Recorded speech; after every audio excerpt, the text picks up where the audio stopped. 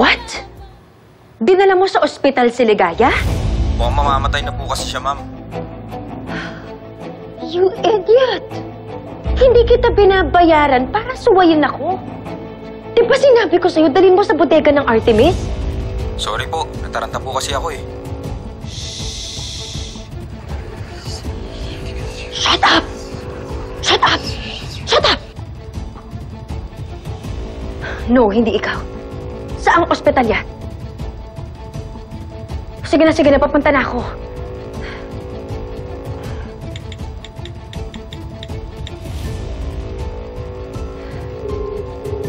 Hello, Leticia. Samahan mo ako. Magkita tayo sa San Bartolome Community Hospital. Ngayon na.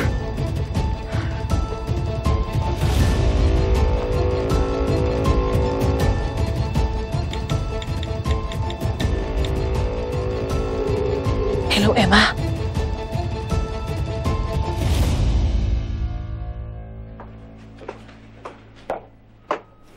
You imbecile. Hi, Doc. Kamusta na si Manang Ligaya? Sobra talaga akong worried sa kanya kasi iyaya ko siya mula nung baby pa ako eh. Medyo nag-uulanin na siya nung nakalabas siya ng bahay. Dahil sa kagagawa nitong si Kaloy! Papa naman! Doc, bakit nga po ba nagka-seizure si Aling Ligaya? Nagkaroon ho kasi ng severe dehydration at saka prolonged starvation. My gosh! Medyo matagal ko na pala siyang hindi napakain. Doc, kumusta na ba siya? Okay na ba si Manang Ligaya? Pwede na ba namin siya iuwi? Naagapan naman namin, no? Pero wala pa ho siyang malay, stable naman siya.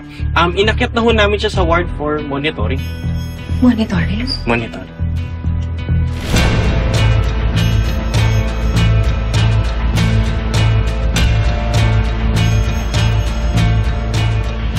Bakit kasi dito dinala ni Kaloy si Ligaya? Ayos naman to Maayos? Look around you. Napakadami mga indigenous people dito. Paano kung may makasalubong nakakilala si Ligaya? Paano kung nandito si Kutsi o kaya si Willow? Kung meron siyang kamadyong dito, kasugal, kamag-anak, pinsan, asawa? I don't know. You mean tatay mo? Teka nga lang. May alam ka ba sa tatay mo? Buhay pa ba ang tatay mo? Wala akong alam at wala rin akong pakialam tungkol dyan sa tatay na yan. Nag-iingat lang ako. Hindi pwedeng may makakilala kay Ligaya dito. Kailangan ko siyang mailabas dito right away. Tsaka bakit kasi hindi sa private room? Bakit sa ward? Kung mahawa pa ng sakit yung si Ligaya, baka mamaya mamatay pa yan. Well, you heard the doctor. Sabi naman niya okay yung nanay mo. Will you stop calling that old woman my mother? Well, she is. And concerned ka sa kanya. Hindi ako concerned sa kanya. Ayoko siyang mamatay dahil marami pa akong planong gawin sa kanya.